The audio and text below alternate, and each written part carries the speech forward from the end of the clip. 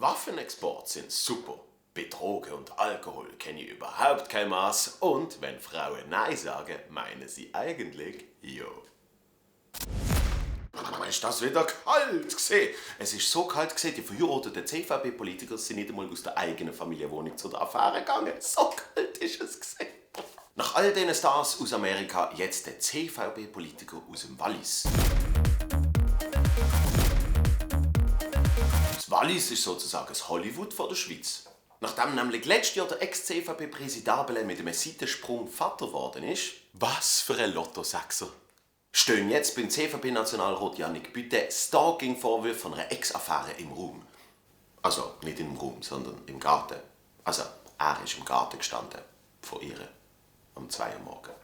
Der Bütte hat so lange gelitten, bis die Ex-Affäre der Polizei anrufen.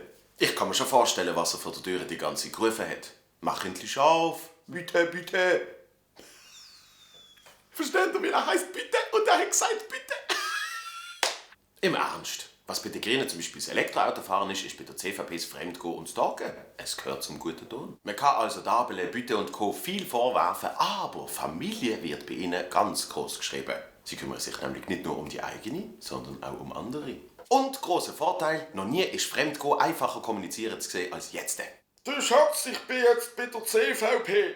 Was tut das jetzt bedeuten für den Bütte? Er hat kommuniziert, dass er sich in eine ärztliche Kur begibt, um seinen Alkoholkonsum in den Griff zu kriegen. Wenn er Glück hat, gibt es noch einen Englischkurs dabei, weil er sich das Zimmer mit dem Harvey Weinstein muss teilen muss. Ja, wegen dem Alkoholkonsum. Der ist ja auf Entzug gegangen. Wieso auch immer. Außerdem ist er als Vize von der Offiziersgesellschaft zurückgetreten. Der Bütte ist ja Oberstleutnant in der Schweizer Armee und führt ein ganzes Bataillon.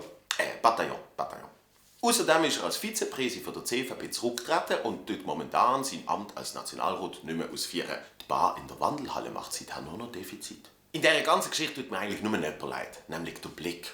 Ja, der hat so viele Artikel über die Bütte geschrieben, dass sie bei allen Redaktionstastaturen die Buchstaben B, U, T und E haben auswechseln. Stellt euch mal vor, die Kosten, wenn es um die Martula Blocher gegangen wäre.